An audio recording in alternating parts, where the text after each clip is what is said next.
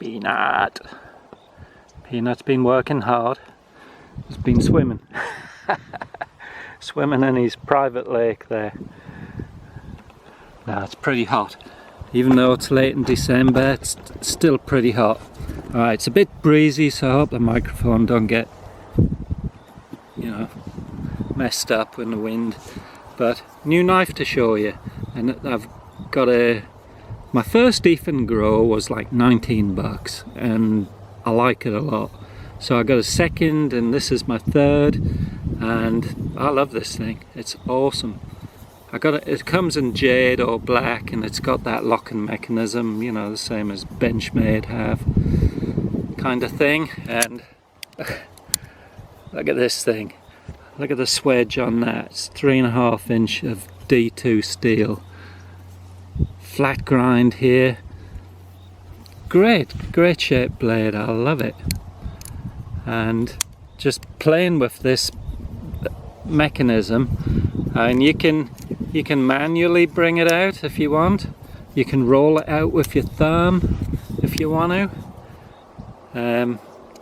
I have tried Spidey flicking it, but well, I'll try again. I can Spidey flick it. That's the first time actually.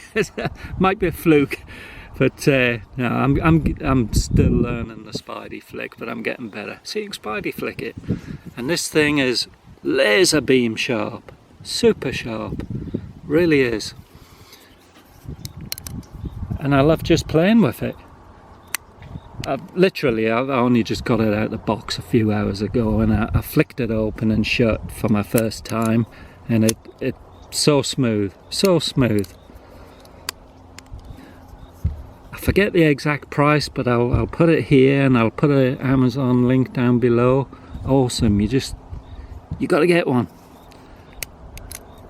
But like I say, I'll be doing some dye jobs and messing with screws, bluing and bronzing and things like that.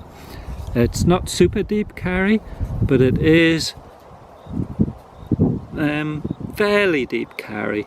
And alright, it does have a couple of mushroom heads sticking up, but I slid it in my jeans and it doesn't interfere.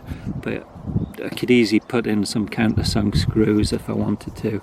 It's right hand carry only. It does have a lanyard hole here. Open construction with lightning holes inside. So it's solid as a rock. There's no blade movement there at all. And I love it. I love the shape of it. I've never seen anyone else with one on a video yet, but awesome.